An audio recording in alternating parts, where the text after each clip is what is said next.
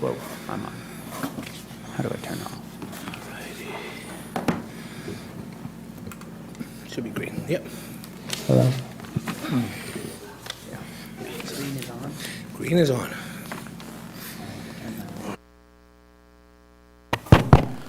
On.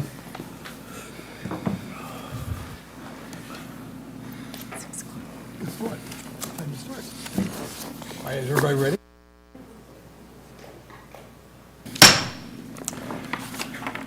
Good evening, and welcome to the March 22nd, 2017 regular meeting of the Economic Development and Housing Commission. Tonight's agenda is available on the counter along the wall with a request to speak card. There are more than just one, actually. A reminder to everyone that doesn't want to speak, cards should be completed and turned into the clerk.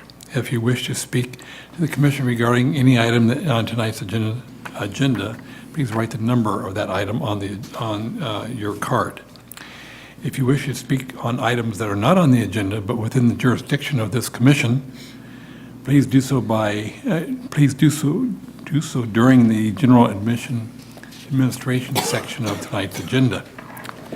All speakers would be limited to 3 minutes. Please note that this meeting is being recorded and televised so that all speakers, in order to be recognized, must be called on by the chair and come forward to the microphone. Speaking in public may cause some individuals to be uncomfortable, so everyone is asked to please be professional and respectful at all times. We will get into the agenda. We have one item, item 4 on the agenda, that is for commission comments, and then item 5 is a public hearing, and we will have a vote from the commission on that hearing, on that item. So let's rise and do our Pledge of Allegiance. Commissioner White, would you like to lead us? I pledge allegiance to the flag of the United States of America and to the republic for which it stands, one nation, under God, indivisible, with liberty and justice for all. Thank you. Okay. Ms. Harris, would you like to swear in our new commissioners? Commissioner Escovel and Commissioner White, please stand. Repeat after me. I, Polly Harris, I, Chris White, do solemnly swear that I will support and defend the Constitution of the United States that I will support and defend the Constitution of the United States and the Constitution of the State of California and the Constitution of the State of California against all enemies, foreign and domestic, against all enemies, foreign and domestic, that I will bear true faith that I will bear true faith and allegiance to the Constitution of the United States and allegiance to the Constitution of the United States and the Constitution of the State of California, and the Constitution of the State of California, that I will take this obligation freely that I will take this obligation freely without any mental reservation without many mental reservation or purpose of evasion, or purpose of evasion, and that I will well and faithfully discharge and that I will well and faithfully discharge the duties upon which I am about to enter. the duties on which I am about to enter. Thank you. Congratulations, Commissioners White and Escobar. All right, moving on with our agenda.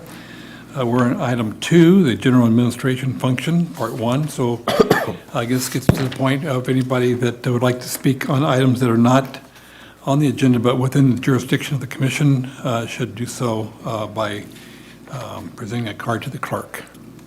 Do we have anyone with that category of speaking? Seeing none, we'll move on to the consent agenda. And we have consideration of our meeting minutes from the January 25th, 2017 meeting. Has all of our commissioners reviewed the meetings and minutes, and do I have an action? Yes, I'd like to motion that we approve the minutes of January 25th. Okay, that's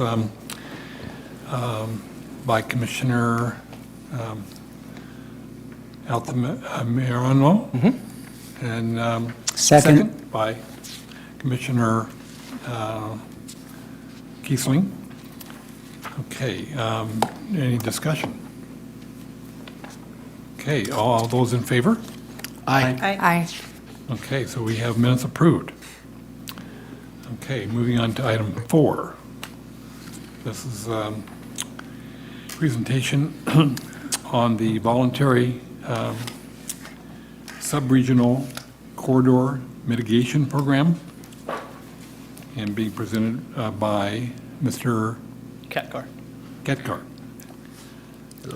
Go ahead All right. and welcome.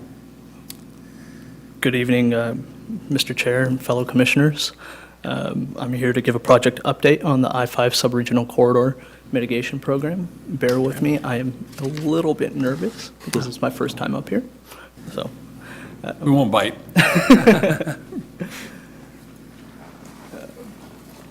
just a little background on the program. Since 2009, the City of West Sacramento, Elk Grove, SACOG, Sacramento, and Caltrans have been working together to mitigate the effect of development on the mainline freeway system. This essentially turned into the subregional corridor at that point, which includes all the City of West Sacramento, all of Elk Grove, portions of Sacramento along Interstate 5, 99, as well as 50. This item was actually an MOU, or a Memorandum of Understanding, was presented to the City Council back in June 2014. Part of that presentation to Council included outreach to the Sacramento Metropolitan Chamber of Commerce, Transportation,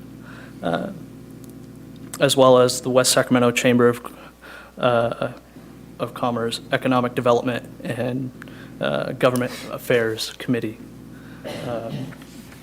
Part of the development of the program required a supplemental EIR to the 2012 Metropolitan Transportation Plan Sustainable Communities Strategies. That was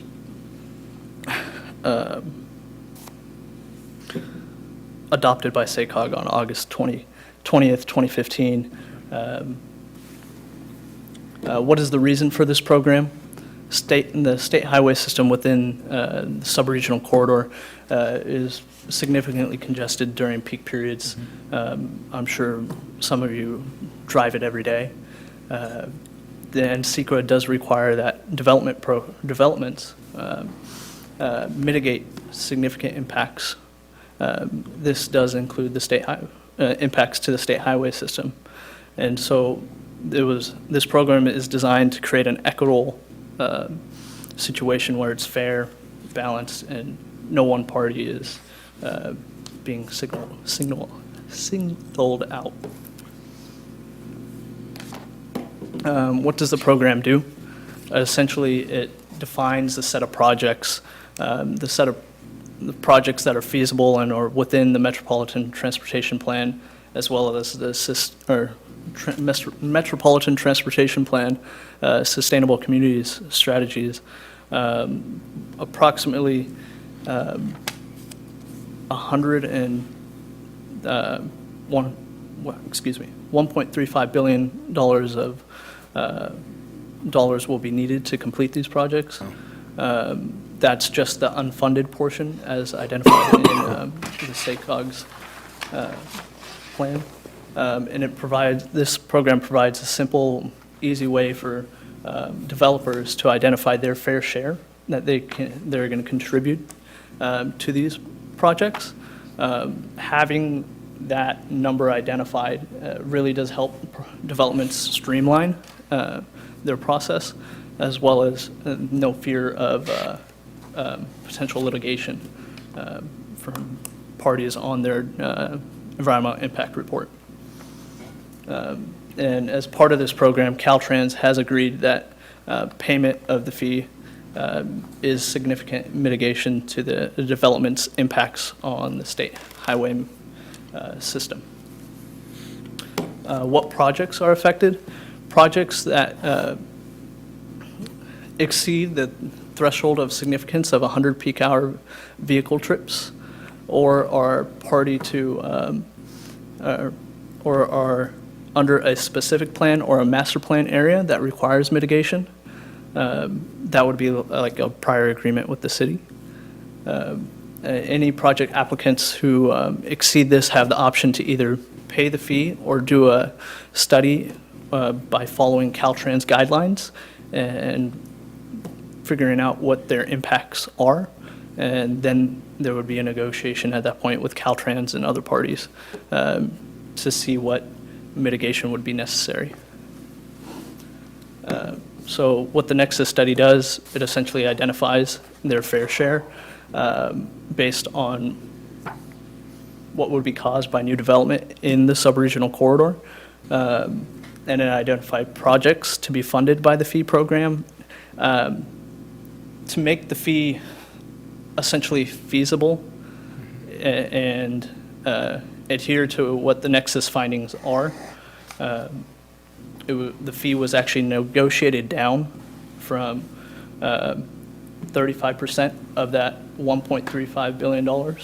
So the Nexus study did find that 35% of total delay caused by new development within the region by 2035 would be, can be attributed to that development.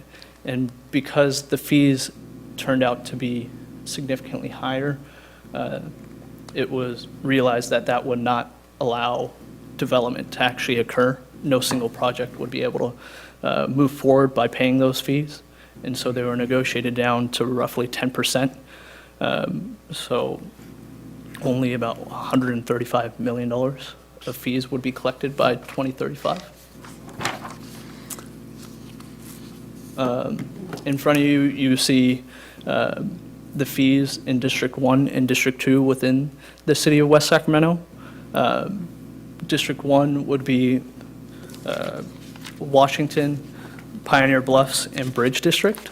And then District 2 would be the remaining portion of West Sacramento.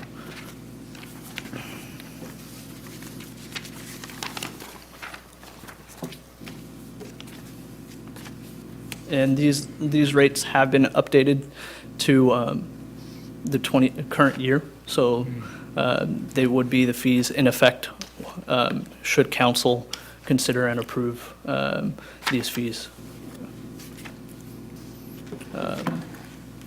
This slide covers a list of projects. Some projects, the list of projects that were identified by the Nexus study that would essentially reduce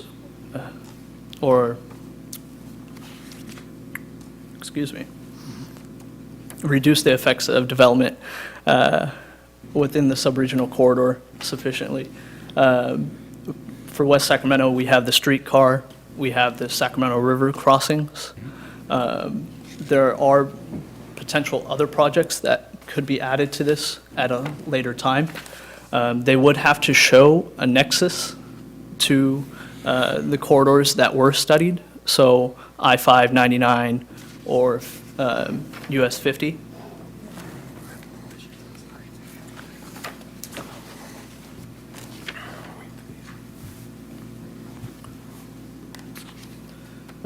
So what are the next steps, or what is the status of the program, excuse me? The city of Sacramento has adopted the program back in April of 2016. And then the city of Elk Grove is expected to adopt the program as well within the coming months. The next step for the city of West Sacramento would be to go to council, the West Sacramento City Council on April 5th for consideration of the Nexus, the supplemental EIR, and adoption of the program itself. With that, I will open it up to questions. Currently, I have Jason McCoy with me, Senior Transportation Planner. Okay. Actually, I'm probably not allowed to do that. No, you can do that. You can do that. Oh, okay. And then if you see on the slide, there is also Eric Fredericks. He is the branch chief and Senior Transportation Planner with Caltrans. He's currently not present, but was integral to the development of this program, as well as John Long with DKS and Associates, again, integral to the program, but not present at this time. Okay. Mr. Kakar, thank you for your presentation, and do we have any questions of the commissioners? Got a couple, if I can. Sure thing. First, can you explain to me what 100 hours of peak vehicle trips is? Roughly about 100 single-family homes Okay. would be the best. Okay. So if you think about 100 single-family homes would create about 100 AM or PM peak hour trips. Oh, okay. Okay. Does that sufficiently answer? Yes. Okay. And then the fees, how do they work? You had a little schedule about the fees, right? Like if you, depending on the square footage of land or something you owned, does that go on house. property taxes, or do the residents get billed for that, or? So it would be to the developers. To the developers, So the okay. ones applying for their planning application, and once it's approved, they would pay the fee. The fees, okay. Thank For you. clarification, this is going forward, right? Correct, Development in the future. correct. Okay. I believe there are certain current developer agreements with developers in the area that do indicate that if this fee is adopted, they will be required to participate. Okay, so they've been made aware of this. Correct. We had a public outreach meeting on March 15th. We directly notified developers currently in the area, as well as developers that have worked in the region in the past, in addition to noticing in the Chamber of Commerce newsletter, as well as the newsletter as well. A handful of them showed up, and we talked through it. None of them stood up and outright opposed. It was more questions of clarifying how the program would work and what projects would Okay. be funded with it. Commissioner Keeson? Yeah, if you might, can you go back, I think it's 2 slides? I have a couple questions on that. It was the breakdown of the fee and the projects. Maybe I think we might, that one there. I have a question about this one. Sure thing. And then actually, there was a couple before that talked about the fee. Sure. Yeah. I'll start with this one, though. My question is, so fees are going to be generated by West Sacramento projects, as well as projects in Elk Grove and projects in the city of Sacramento. Correct. And this is a breakdown of transportation projects located in all 3 of those jurisdictions that will help get cars off of the freeway. Correct. Do the fees generated in West Sacramento only go toward projects in West Sacramento, or do they go to, potentially, could the fees that are being paid here pay for Camera Road in Elk Grove? So this slide here, it shows a breakdown of essentially the equity of the program. It's expected that the city of West Sacramento would generate roughly $27 million by the horizon year of 2036 or 2035. And so if you look at the breakdown, those fees would be generally attributed to streetcar as well as the Sacramento River crossings, which would provide a local benefit. There is the possibility for ramp metering on I-5, as well as auxiliary lanes and so forth. But those, again, would be to mitigate effects to the mainline freeway system. So where we see zeros or blanks under West Sacramento columns, those are projects that we are not contributing to because technically we don't see any benefit from them, right? Correct. If I could. Okay. Jason McCoy, Senior Transportation Planner, West Sacramento Public Works. I was involved throughout the process on this. So what we wound up doing was, there was a lot of questions about the equity, specifically from ourselves and from the city of Elk Grove. And that question was, well, if we're contributing toward this program, are we then going to start, distributing our benefits to other jurisdictions? The answer is partially yes, in that we are looking at a regional mitigation. So there will be ramp metering that you may not see in West Sacramento, for instance, that Caltrans is requiring as part of this. But we do have our own specific projects, most of which are joint projects with the city of Sacramento, includes the streetcar Broadway Bridge crossing, the I Street Bridge Replacement Program. So those are where our fees are going to be collected by community development, specifically when a developer comes in to pay their permits or pull building permits, they would be paying their fees at that time. So the idea is that those fees would go directly toward our projects. There is a little bit of wiggle room in there that we worked with the attorneys to say, okay, if we're collecting fees on a regional level, and if, say, for instance, there is a push toward a particular project, all the cities would have to agree to allocate funds toward that particular project. There's also the ability to replace projects. So, for instance, I'm West Sacramento's project manager for the I Street Bridge Replacement Project. That project is moving forward, and it's a funded project through the Highway Bridge Program. So that project will probably be constructed before we collect enough fees to actually attribute to that project. In which case, as Jesse had mentioned, there needs to be a direct nexus toward removing impacts from the state highway system. So, for instance, the streetcar project is intended to bring people out of their cars into a streetcar transit facility, which would remove cars from the state highway system. Equally, I Street Bridge as well as Broadway Bridge will pull vehicles off of what they're currently crossing, US 50, to get from one side to the other and allow them to use a separate crossing. There are other projects that have a nexus. For instance, the future Enterprise Bridge Deepwater Channel crossing. Now, that is something that we do know has a direct nexus because we've studied it. If, for instance, the I Street Bridge gets constructed and we're still collecting fees, we may decide to replace that project with an Enterprise Bridge crossing project. Not advocating for any particular project up here, I'm just saying it is an example. So, but that also would have to be agreed to by all the parties to the MOU, including Caltrans, SACOG. And the other requirement is that any project that is proposed has to be part of the MTP SCS, the SACOG Metropolitan Transportation Plan. Hopefully I didn't stray too far and I answered. No, very thorough answer. Beautiful, thank you. And then a couple slides back, Polly, if I could, on the fees themselves, where we had dollar amounts, that one. This is an easier question probably, which is, are our fees consistent with the fees being paid in the other jurisdictions so that developers aren't less inclined to build here because we have a higher fee structure? Are we on par with Sacramento and Elk Grove? I would say we are on par, if not slightly less in certain jurisdictions. Elk Grove is where they essentially got the unit fee basis. The fee basis is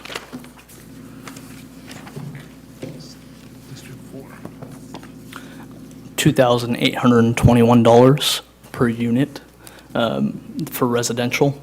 If you take a look at our fees, they're significantly less. Great, thanks. Yeah, because I'm going to ask a question about this part too. In the Nexus study, we used Elk Grove as the basis for the fee as a residential unit in Elk Grove. So the basis of this entire program is with respect to balancing out land uses and with respect to removing vehicles by supporting more sustainable mixed-use growth. So with that, a housing unit in Elk Grove, for instance, would require more travel to the adjacent job center. That would be the city of Sacramento's downtown. Opposite of that, a commercial dwelling unit in Elk Grove would help to balance out the land use and housing balance, and it would require less fees. So this is how that basis was initially formed. And if I could get back to one other thing that Jesse had mentioned with regard to the development agreements, we did, as a city, require that some, even though this is a voluntary fee program, in our development agreements with like the Bridge District, for instance, when we were doing the planning for that, in the development agreements with the Bridge District, we said when a fee program moves forward, because we've been talking about this since 2004, 2005, when it moves forward, as part of the development agreement, you're going to be required to participate in that fee program. They did agree to that, and the Bridge District representatives were at the outreach meeting just to check in and see where everything's at. We haven't had any opposition to this fee program. So. Commissioner White? So I have two questions for you, too. First, I want to commend you on, first, you did a great job with your presentation. Thank you. And I know that this report has been a long time coming and a lot of work. I've been involved with this since it, I think, first started in 2007, 2008? Yeah, somewhere around there. Yeah, it was right about recession time, and I know that a lot of work went into it, and then it needed to be shelved for a while because our economy simply couldn't handle more fees. And you've also done a great job in going back out to the developers and shopping it around with them again and asking their opinions. So now you're going to hear just two of my questions. The first, in the chart that's on page 172 in our packages of 182, shows the breakouts by district, and it lumps West Sacramento's kind of riverfront area in with downtown Sacramento, that we're all paying the same amount of money. However, our real estate values are not what they are in downtown Sacramento. And it seems it could be challenging for some of our developers who are working in these districts that we're trying to revitalize to recoup a fee that's being paid the same amount for a developer across the river. So interestingly enough, I had to ask about that since I've been working with the city of West Sacramento for only about 2.5 years. So I had to ask for the history of that. And that stems way, way back to around, I think this has actually started, the negotiations for this before it emerged was more 2005, 2006. And that was specifically something that the development community wanted to be put into the same district as the downtown. And I honestly can't give you a reason why, except that that was an early negotiated thing that they wanted to see have happen. It would have been easier from an administrative point of view for us to just have one fee in West Sacramento and then collect it in that manner.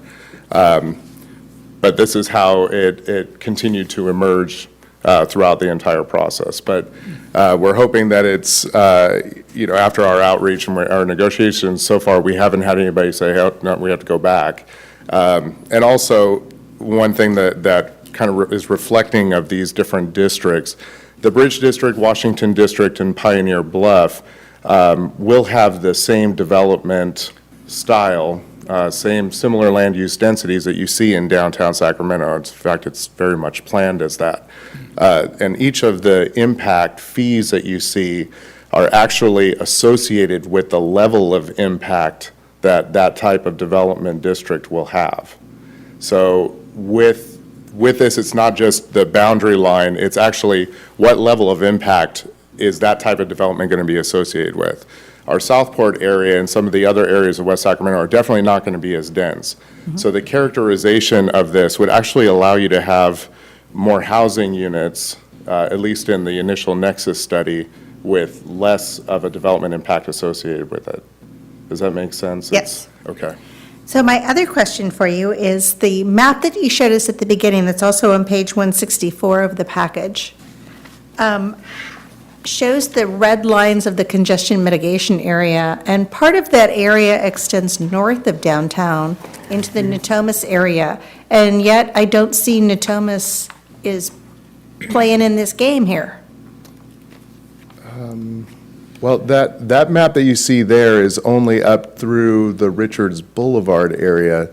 You would actually have to go north of the American River to start hitting into South Natomas and the Natomas Basin area. Okay, so It's just not a very detailed map. See, the But- red line, though, on the freeway, that was a question I had as well. Oh, I see. And I was confused as to why it was stopped there I'm in the sorry, middle of Natomas. So this is all part of, so it's not actually Natomas itself, it's actually the freeway that you're referring to.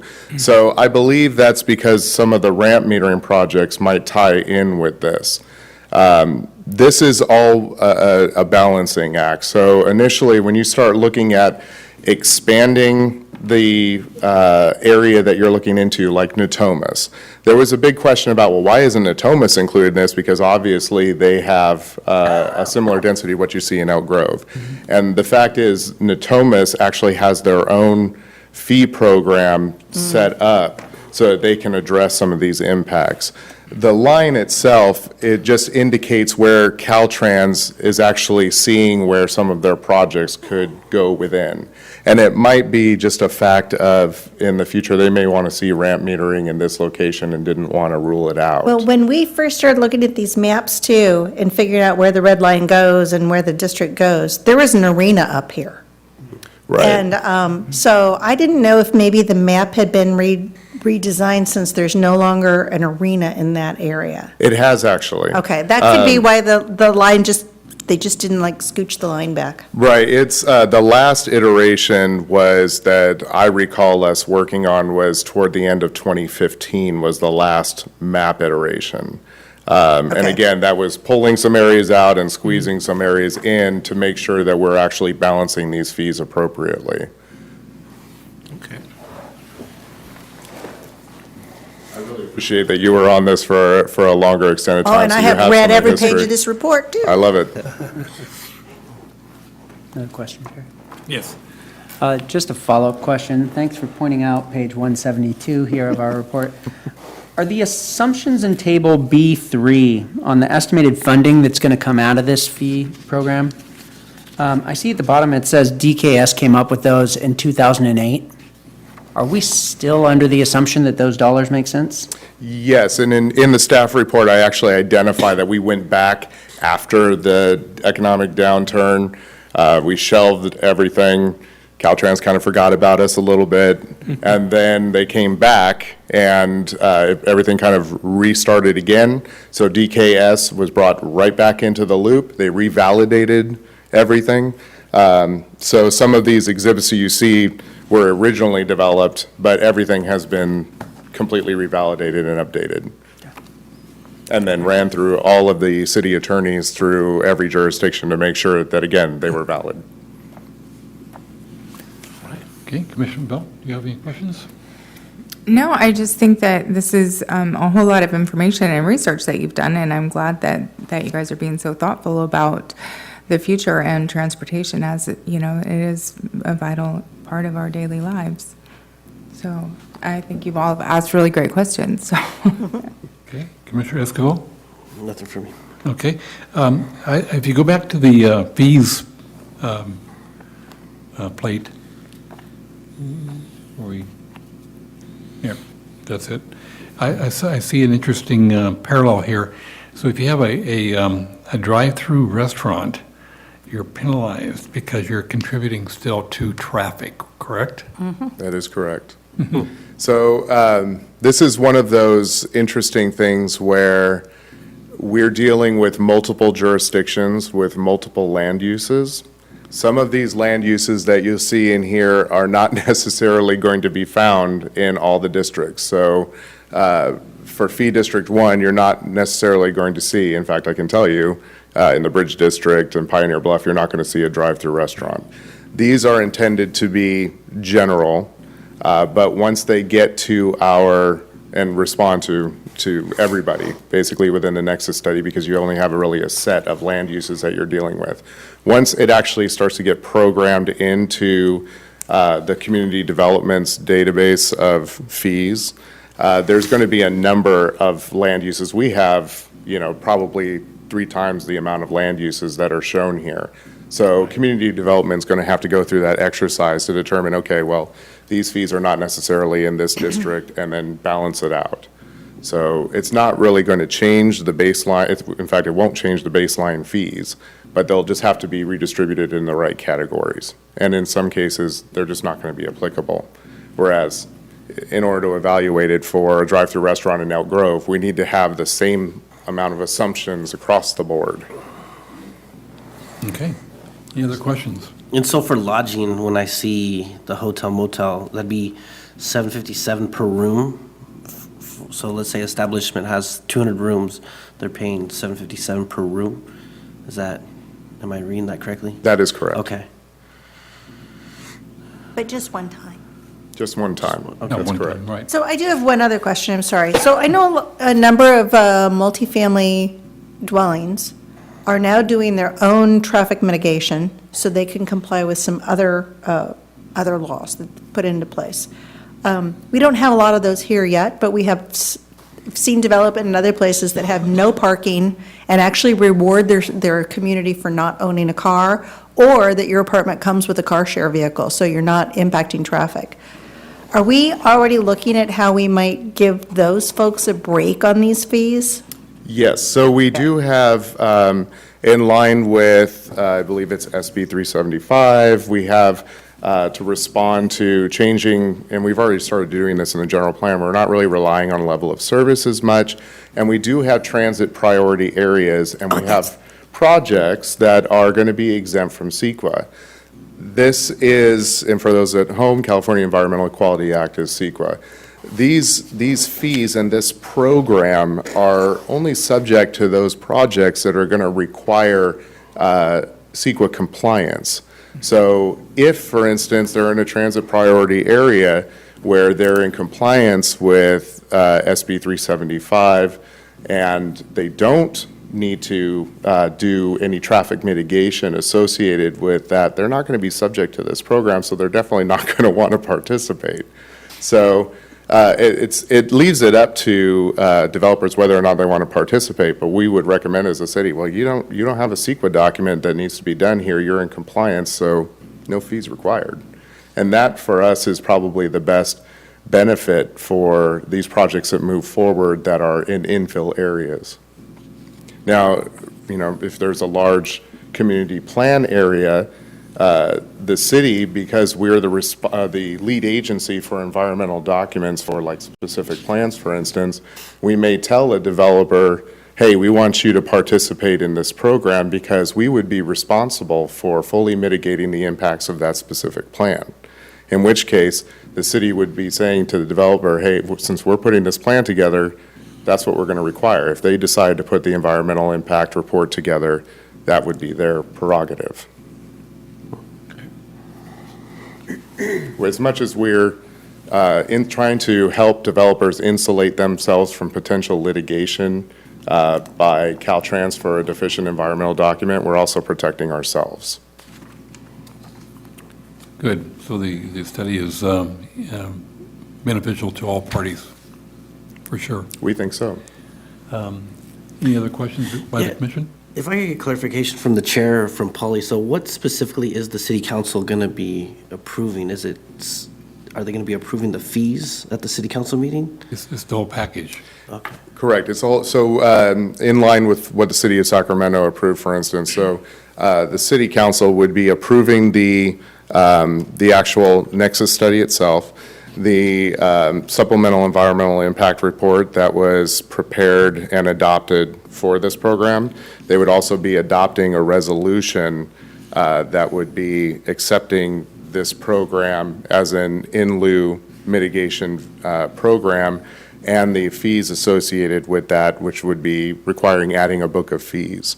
So that's I think the 4 items that they would be approving. It's all stated. And the timing of this for Sacramento and Elk Grove is going to coincide with? Right. Sacramento went almost a year ago to the day by the time we take this to council. We felt we needed a little additional time to wade through everything, meet with our development community, have some questions answered, see if we needed to make any changes. We felt comfortable with everything that has moved forward to date. We actually talked with the city of Elk Grove today via email. While we had a community meeting and the Building Industry Association was here with a representative and they provided no comments, largely because our developers that were attending and property owners really didn't have any negative impacts. They wanted clarification on things, but no negative comments. They didn't provide us any additional comments. However, we do understand from the city of Elk Grove that the Building Industry Association down there has a number of comments that they provided that they are unsure about. We actually did respond to the city of Elk Grove, let them know, how our perspective on these things and what our development community is saying. And we're hopeful that they'll be taking this to their council not long after ourselves. All right, any- I had a question. yes. Commissioner You White? had originally said that there was going to be 35% of the fees, and then you reduced that to 10%. And then, did you adjust the timeline accordingly in order, could you just run that by me one more time about the changes and what you had originally planned, and then you decided that was too excessive? It's too much. As we were saying, the number of projects or the amount of the projects that would be required to fully mitigate the congestion on the mainline freeways resulting from new development. This Nexus study actually looks at not just the current development, but takes that as a baseline and any new development from there. So this is specifically isolating new development. The impacts associated with that, when you break it down on a per unit level for commercial and residential, was seriously off the charts. It was enough to make everybody just pull away from the table and say, well, this is not a viable program. Caltrans recognized that, so we actually sat down and started negotiating the fees down with Caltrans, saying, okay, well, what level will you say to a developer, yes, you have mitigated all of your impacts? And by the time we whittled that down, we got down to $135 million of a contribution toward those 12 specific projects that Caltrans agreed would sufficiently mitigate the congestion impacts on the mainline state highway system. Doesn't mean that you're free from looking at individual intersections within a city or on-ramps and off-ramps. Those still have to be mitigated for. But the mainline congestion impacts, they said, with this $135 million in estimated fee collection and with this program, we will say okay and will not pursue litigation against a project for not complying with CEQA. I see, thank you. Any other questions from the commission? No? Thank you. All right, thank you very much for your presentation. All right. Thank you. Ms. Harris, you've received comment. Do you need anything else from our commission at this point? Okay. That concludes item 4 on the agenda. We'll move to item 5, which is a public hearing.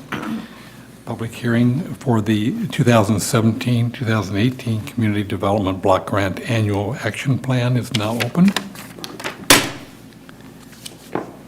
The purpose of this hearing is for the commission. Pardon, I usually do a presentation first before you open the hearing. Okay. Did you want to? Actually, no, I have you slated on my comments. I'll let you know when that is. Okay, the purpose of this hearing is for the commission to hear and consider pertinent facts and to take action relating to the 2017-2018 Community Development Block Grant Annual Action Plan. All persons wishing to be heard should have filled out a comment card and given it to the commission secretary, Ms. Harris. If you have not done so, please do so at this time. Everyone will be given an equal opportunity to be heard, and any individual making comments shall first give his name, his or her name, and speak clearly and slowly. This is required because the official recording transcript of the hearing is being made. If anyone requires special accommodation in order to speak, please let the clerk know so she will be able to make arrangements. Each person will be given an opportunity to address the commission for 3 minutes. The staff presentation will now be made by Ms. Louise Collis, and I'd like to introduce her. She's the senior program manager who will be making tonight's presentation.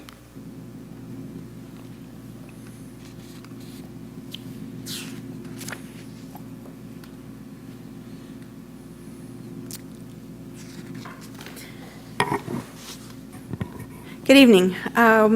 We came before the commission at your last meeting in January, the 25th, Yes. to discuss the city's receipt of 2017-2018 Community Development Block Grant funding, known as CDBG. This is funding from the United States Department of Housing and Urban Development. For many years, the city was a recipient of CDBG through the state Small Cities program, so we had to apply to the state of California in competitive grant applications. However, as of the current fiscal year that started last July, the city became an entitlement city, and we receive our funding directly from HUD. One of the requirements of being an entitlement city is that a 5-year plan for the use of CDBG funds is created, and then each year, there's an annual action plan that says, within the framework of your 5-year plan, here's what we're going to do with our funds this particular year. So we held a public hearing on January 25th. We had number of, I think 4 or 5 people made comments, plus we received some really good comments from the commission.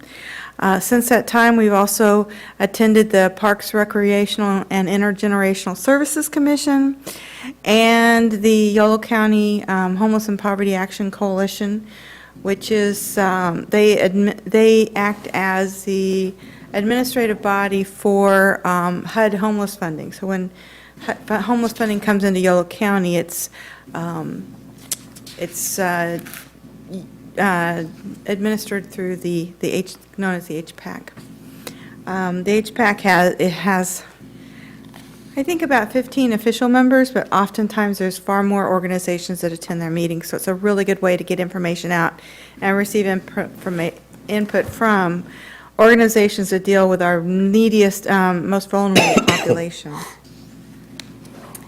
During our public hearings and the public meetings we've attended, the most consistent comment we've heard is that we want to reduce homelessness, but the biggest problem in that area is that it's very difficult to take, especially a chronically homeless person, someone who has truly been living on the streets in a camp somewhere for a long period of time, and place them into housing. That's a big transition for most people. They need a lot of support. A lot of landlords will not take a client like this because they don't have a good rental history. They may have a criminal background. There's a lot of things a lot of barriers to them. Even if they do everything right, there's still a lot of barriers and a lot of housing that's not available to them.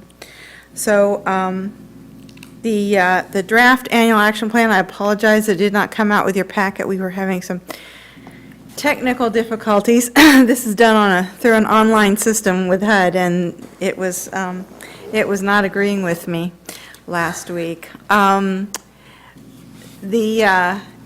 draft annual action plan proposes to use primarily the majority of the city's funds in the coming fiscal year to secure a site for affordable housing, and we want it to be affordable housing that will be accessible to homeless persons, that will have low barriers to entry, so that we can get these folks into some type of housing, along with some services that will make sure that these folks get the help they need to successfully maintain that housing, so they don't just end up back on the street. We want permanent housing solutions. A small amount of money, I believe it's $21,000, is going to be allocated for fair housing services. The city currently contracts with Project Sentinel in Sacramento. They provide fair housing assistance to persons who are experiencing fair housing discrimination. They also do some just plain counseling. If someone's just got a dispute with their landlord, they can help intervene. And the hope is that between those two, and also educating landlords on their responsibilities and fair housing law, that we can reduce some evictions, hopefully keep some people from becoming homeless by helping them helping to reduce unnecessary evictions with our counseling. So we're going to use $21,000 for that. And we're going to set aside approximately 362,000 for acquisition of property. That would be the first step towards developing some affordable housing. Often site control is one of the most, it's often the first step, because if you are applying for any other type of grant funds, they want you to have site control. It's always a requirement. So we're thinking we'll use our CDBG funds that we have control over to get that done, and then we can be more competitive for other funding sources. The amount is estimated that we will be receiving at this time because the federal budget still hasn't been passed. That started last October 1. So until the Congress passes the current fiscal year budget, we will not know for sure exactly how much money we have. So the next step in this process after tonight's meeting is a public hearing before the City Council prior to adoption of the annual action plan. That's tentatively set for the second meeting in April, on April 19th, but that will have to be moved if we don't hear soon from Congress on our allocate. If the budget isn't adopted, HUD will not give us our allocation amount.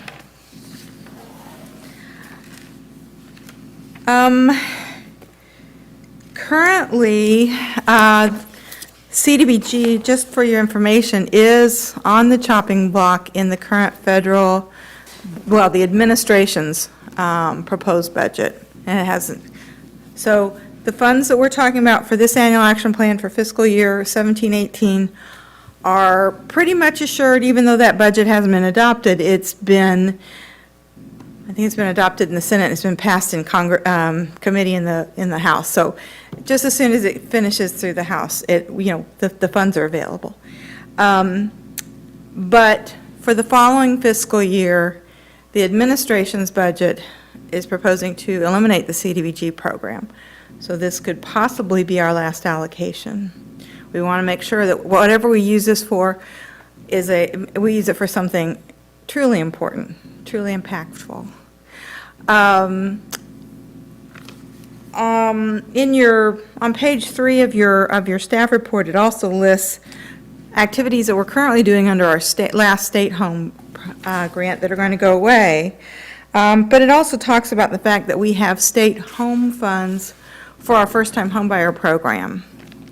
That's another program that has been eliminated in the administration's proposed HUD budget. So we have program income coming in as people pay off their loans. They're deferred loans, so we don't get regular monthly payments. But if someone sells their home or if they do a cash-out refinance, we get paid out. So we can keep that money, well, I would hope that we could keep that money revolving for a period of time, but that source is going to dwindle also. I'm very CDBG has a lot of support in Congress. I don't know if they'll get it approved or not to put it back in, but it has support. Home, they have been whittling away year after year for a number of years now. It's the budget for home is half of what it used to be. Home is kind of like CDBG, but it's only for housing. It's only for affordable housing. CDBG is much broader. It can be used for a number of different things. So I'm very concerned that we may not see any more home money after this. So that would be a big hit to our down payment assistance program. We'd be able to revolve money for a while, but eventually we'll run out. That concludes my presentation. What we're asking here for in the public hearing are your comments on the activities that are proposed for funding and any other comments you might have to make, and then hopefully a motion from the commission to recommend that the City Council adopt the annual action plan and the funding recommendations. Thank you, Ms. Collins. Okay, at this time, we will open the floor to public comments and regarding this CDBG consolidation plan. And I'm not seeing a whole lot of public out there for comment. So I will close the public hearing. That was fast. So now this concludes the public hearing for this matter. So now we are back at questions and answers for our staff from our commission. Commissioner Escobar, do you have any questions of staff?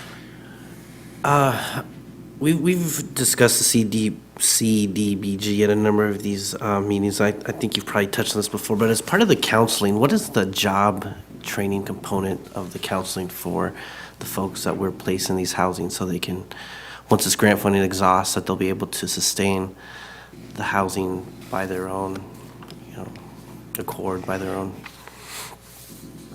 You mean the housing that we're proposing So to within the build? counseling piece of the CDB, when we're doing the transition from chronically homeless to whether we're putting them in a hotel or we're putting them in some type of apartment, within the counseling piece of it, is there a jobs component or is there some type of workforce development component of that counseling?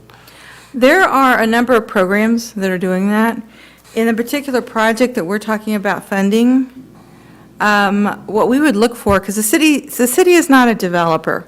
That's not our area of expertise, and there are very good affordable housing developers out there that do this type of project. So what we would propose to do is look for a developer that would come to us and say, here's what our program and here's what we offer. Definitely employment services would be one thing we'd be looking for. Some folks have the ability to work once, especially if they are receiving other counseling, if they have mental health issues or substance abuse issues or other types of physical disabilities. Oftentimes they are able to get to the point where they can work, some may not. But income security is definitely something that we would want a strong plan for in any project. And is it currently part of this plan, as part of the CDBG, or it's? It's not something that we're funding. CDBG can be used for employment services. It's not something we're directly proposing. It becomes a public service, and we're limited on the amount of public service money to 15%, which is like, I don't know, $55,000-$60,000 a year. So it's not a whole lot. Yeah. And if we are paying for our fair housing services, it doesn't leave much left over. You Even couldn't really- 429,000 is a lot, and we don't know that we're going to get that, so I agree, yeah. Yeah. Thank you. Commissioner Bell? I just had one question. You had said that you wanted to spend 362 towards acquisition of a site, and then another 21,000 for the Project Centurion, is that what? Project Sentinel, correct. Project Sentinel. But then that leaves about 79,000. What was that going to? The city is allowed to use up to 20% for general admin. So it pays for my salary for putting together all those reports, reporting to HUD, training, and, for our finance department, they service our loans, our first-time homebuyer loans, our rehab loans, our business loans. So those types of costs we're able to pay for out of our 20% general admin. That makes up the difference. I see. So there was no consideration for some of the speakers that were here and the January 25th presentation regarding funds for helping to prevent homelessness, like those people that are facing eviction or facing getting their utilities turned off, or there was also mention of a food bank location and a winter shelter and things like that. So we wouldn't be focusing on anything like that. The majority of the funds would be used towards a site location and creating affordable housing to create more sustainable housing for our chronically homeless people. With the CDBG funds, but this CDBG is considered kind of like the funding of last resort. You're supposed to go through all your other sources first before you get to CDBG. And so there are programs currently that are doing those things. funding is getting cut, county funding, state funding, federal funding, things are getting cut a lot. We have the new Measure E, though, that was adopted last November. And that sales tax money, a portion of which is set aside for homeless services. So there are some of those types of activities that we're looking at that the first budget for Measure E will start July 1st. And so the homeless services are being considered under Measure E. Sometimes there are a lot of things that are easier to do with local money than federal money just because of all the federal requirements that are attached. And so I think that's why we're looking at it that way. Okay, thank you. Okay, Commissioner Kissling? I have a few questions here. First, to just dovetail off Peggy then, so those folks that were here last time that spoke, a lot of them spoke about, I think they were, we were looking at organizations, I think for the most part, that were providing supportive housing, and I think a lot of them were talking about the services that they were providing to folks that were already in housing. So I think what you just said was that we're looking at local dollars, other dollars that are available to help preserve those programs that are already out there. So the people that were here speaking before us, thinking that perhaps some of the CBDG dollars could flow to their programs, their concerns are being addressed, but we're looking at other avenues to address those. Is that an Not accurate all. statement? There's definitely not enough money to do everything that was suggested. But remember, with CDBG, we have to stay within the context of our 5-year consolidated plan. So some of the things that were suggested before are not in our 5-year plan. And the whole idea of a 5-year plan is so that you don't provide CDBG in a scattershot manner. You set a plan, you accomplish those goals. 5 years later, you set a new plan. So what we're doing here is trying to keep our CDBG funds targeted on the things in our consolidated plan. It doesn't mean that there aren't other needs and that those other needs are significant, but we do have other funding sources we can look to for some of them, not all. But we also are always looking at our partner agencies, because they have other funding sources that may be more appropriate, or they may be able to provide resources. They may be, the county might be able to provide a mental health worker to come and work in a project that's a housing project that's got a lot of homeless persons with mental health issues. So CDBG is not supposed to be paying for everything. It's supposed to be paying for the things that we can't find any other source for. So in our 5-year plan, on pages 2 and 3 of your staff report, you list 4 priorities. There's the 2 high priority goals and then 2 priority goals underneath that. Yeah. Right, so those are the 4 goals that we are attempting to accomplish through the proposal to spend CBDG on fair housing services, landlord-tenant dispute resolution, and then property acquisition. Is that correct? It's seen that property acquisition essentially will achieve number 1? Correct. The high priority? That's what we're looking towards on that one. In the current fiscal year, this year right now, that we're in 16-17, we were actually addressing goal number 2 with the Washington Right. neighborhood by working on the Riverwalk Trail. So this second year, we're working on number 1, which is permanent housing with low barriers that would allow the entry of homeless persons. But we're also, fair housing compliance, number 4, we were funding, this current year, we're funding with state CDBG money, our last year of state CDBG money. So we'll be transferring that over to our federal CDBG money next year. Okay. That's We're also addressing number 3 right now with state CDBG, economic opportunities for lower income residents through our microenterprise training program. I think we could make an argument that getting housing also provides economic opportunities, because most employers would like you to stay where you live. Okay, so my final then question for you would be on acquisition, since that's where the bulk of our funding is proposed to go, is into site acquisition for the development of affordable housing. You mentioned that finding appropriate sites has yet to occur, and that will occur over the course of the year, I think. Is the thought that the city would be looking to team with one developer and commit all of this to just one project? Or would it be spread to multiple projects? And then secondarily, are there parameters on those projects that we're looking to achieve, like a certain number of units or a certain density, something that warrants that project receiving these funds?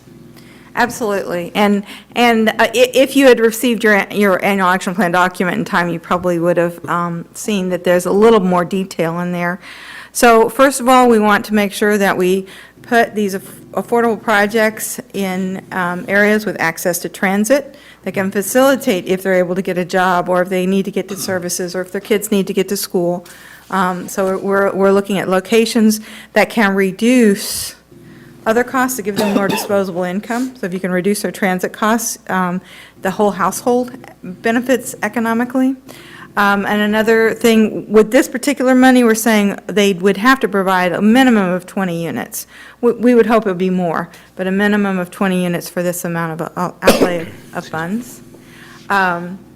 This is probably enough to purchase a property, maybe not. So we would expect the development partner to come in with their own funding too, and to be applying for all sorts of grants to leverage the CDBG that we're putting in.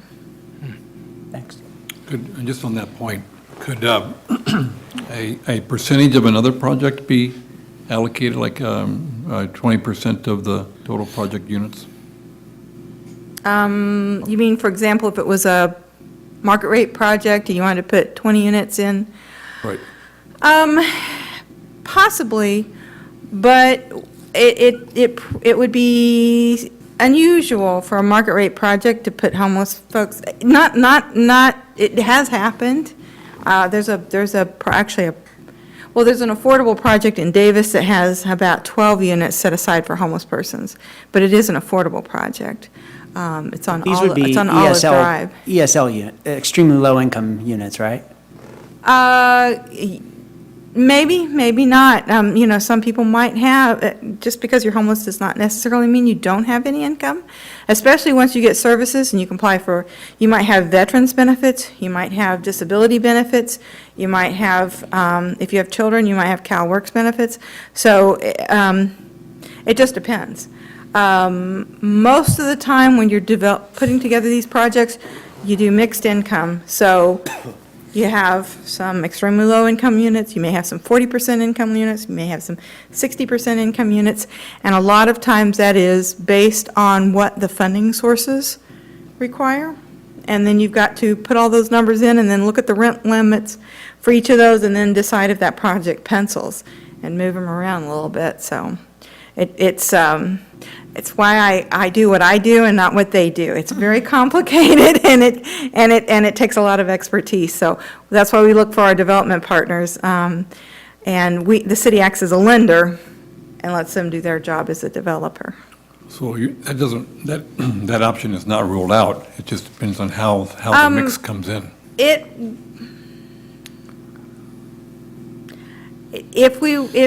would not be ruled out. I don't know personally of a project on the drawing board right now that it would be appropriate for, but it would not be ruled out. We want to move forward. We don't want to wait 3 or 4 years for a new project to be developed. We want to develop this project and move forward as quickly as possible. Thank you. Commissioner Altamirano? Yes, so that's a good segue to my question as well. So 362,000, 20 units, is that the whole project, the site, the construction? No. The building? No, okay, because it's Absolutely not. Okay. No, this is acquisition. This is just for the site? So we could use this as, and under the CDBG terms, acquisition can also be used for clearance. So we could be buying vacant land. We could be buying land that has a structure on it that needs to be demoed.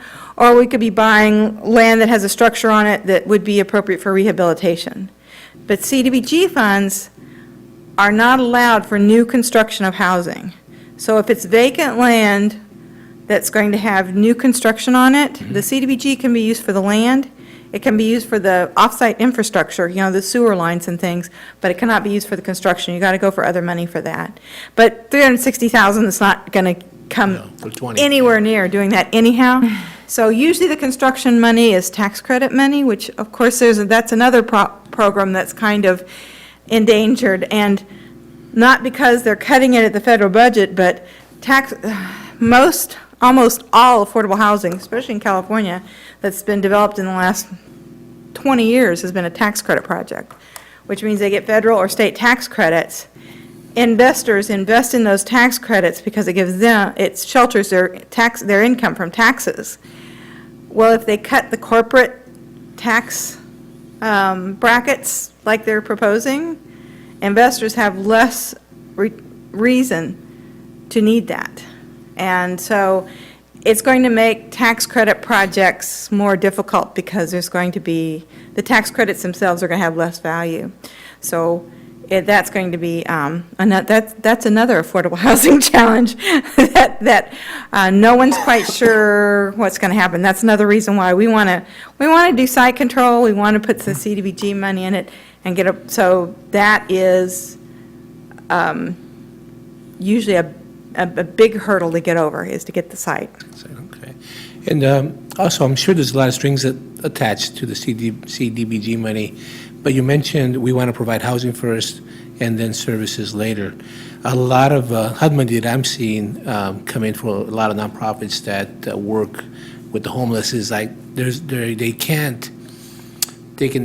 main goal is to just have housing first and no services. So in other words, if somebody wants to come in and has an alcoholic problem, doesn't matter. You could come in as long as you're housed, and you can't even address that issue of alcoholism or drug use or anything like that. So do you know of any strings attached to this money regarding that? CDBG does not require housing first. HUD kind of pushes that model. I don't think in West Sacramento we are fully behind that idea of it. You can do anything you want, and we'll provide housing. We want it low barrier so the people that are having problems and currently on the river can get in. But I kind of call it community first, not housing first. We want the community involved. We want this to be a community asset and not a detriment to its neighbors. And because of that, folks that move in will bring the homeless into the project, but we don't want the homeless lifestyle to move along with them. That's not what we're looking for. So we would look for when I say that we would build the housing, you said housing first and then services after, that's really not what we're looking for. We're looking for a developer that can bring the services with them. And that, a lot of times, is just coordination with, for example, the county. The county is providing these services. If the county says, I'm doing mental health work with this person on the river, and I can't get anywhere because they never show up for their appointments, because they don't have an alarm clock, and they can't take their medication on time, and I can put them in housing now and provide services and really make some progress with this person. There are organizations that are already providing services that would love to get their clients into stable housing, because then those services can be really valuable. And so that's why we work with our partners. We don't do it all. We're not good at doing it all. We shouldn't be doing it all. We will do the part that we can do well, which is provide funding to be the first money in and get the ball rolling. Thank you. Commissioner White. I don't have any questions, but I just want to thank you, Louise. You've always done a great job with the CDB. I can't say it now either. And, the cities and your insistence on really focusing the money in one area, we've seen it make an impact. And we were also happy last year when we finally were big enough to get our own money, and now to know that it might go away, it's just got to be really disheartening. And thanks for keep plugging it away, and I'm sure we're going to be able to keep our money. Okay, well, we'll all think happy thoughts. That's all. I don't know what else to say. Ms. Collis, thank you. what is the, thank you, commissioners, for your comments. What is the formation, or what is the opportunity to identify the developer to the services and to put that package together, that partnering package together? Well, actually, we have been talking to a number of different housing developers who do permanent supportive housing or that type of housing, have experience with that clientele. I'd rather them make the mistakes on somebody else's project and then learn from them and then come do my project. So that's what we're looking for, is developers that have experience, developers that can have things that they can bring to the table, the experience, the services, some funds, whatever. So we'll look to see who is the best fit for our project Okay. and go forward. Thank you. Can you, so we're learning, lessons learned from other models, right? Okay, so we're bringing, give us an example of the kind of developer we're looking for or it's out there. There are a number, I don't really want to promote anyone over the other. I'm not asking for a name, just. But there are projects, for example, in Sacramento, where there's permanent supportive housing, where there's services on site. As I said, there's like 12 units in a project in Davis on Olive Drive. I'm trying to remember the name of that project, something Villa something, I can't remember. And, it looks like a perfectly normal apartment complex, but they have affordable housing and units for persons that are homeless, and it provides services for those folks. So we would look for a developer that's done these projects and done them well. And so we're going to go look at, when we start looking at developers, we will travel around and look at their sites. Are they attractive? Talk to some of the residents, are they content? And look at their services and see what they provide. Sometimes you'll have a partnership, so that maybe a housing developer that partners with a social service agency. So the housing developer just does the housing side, and they know how to manage a property management, develop it and do the property management. You have a social service agency that says, I would really love my folks to get into housing, so we'll provide services if you'll let them in the housing. So we'll look at a developer that can bring partnerships with them. Or that are willing to work with our local service providers, Yolo County, Turning Point, Yolo County Care Continuum, folks that are already doing good work in our community. Okay, in this model, is there a criteria, like a threshold criteria that, where the services in the facility is partnered? I'm not sure, well, like I said, there's a lot of different funding sources, and funding sources target different people. So we would look to see, we know what we want. We want homeless people off the streets, out of the motels, out of the camps, and into housing and services, so that they can become more stable members of our community. So what we would look for is developers that have done that in other places and done it successfully. That establishes the model. Yes. For repetition. Okay, great. Thanks again very much for your presentation. Thank you. Okay, so any further discussion by commissioners? I'd like to just make a comment on what we heard from staff. I second the comments from Commissioner White. I think staff's done an excellent job and really thought this through, and it was a good presentation with an in-depth discussion. I'd just like to say, if we're looking for partners in site acquisition and a way to be a catalyst for a project, I do think there should be an emphasis on trying to maximize the number of units. 20 units is good, but 40 units would be great as well. If we're on good transit and can supply good services, I think the city should really try to encourage maximizing the number of units possible. But other than that, that's just a recommendation. I'm fully supportive of staff's position. Okay, thank you. Any other comments or discussion? Okay, the chair will entertain a motion. Can we talk about calendar of events really quickly? That's on here, Michael. I'm sorry? Calendar No. of events. No. Oh. This is, I'm entertaining I a would- motion for this. I would move that This we recommend the council adopt staff's recommended 2017-2018 CBDG annual action plan as presented to us this evening. Great. Do I have a second? Second. Okay, do I have any further discussion? Okay. Ms. Harris, do you want to take a roll call? Sure.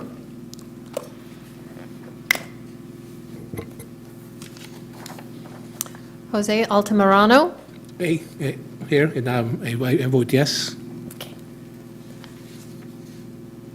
It's yes, right? Yes. Yes.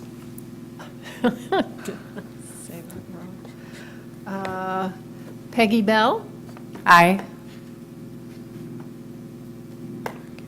Nicholas Esquivel, Aye. Matthew Kiesling, Yes. Chris White, Yes.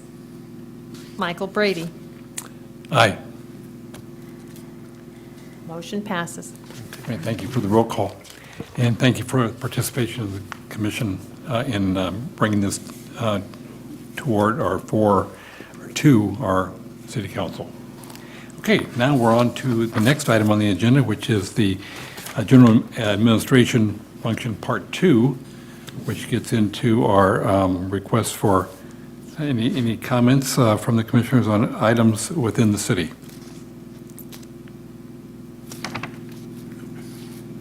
Okay, hearing none, then we'll go to staff updates.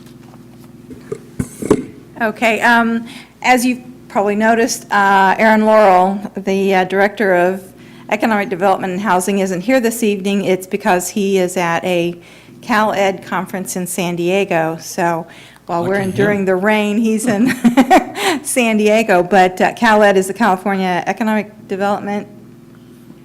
I'm missing a letter there. Anyway, it's an economic development advocacy and information organization for the state of California.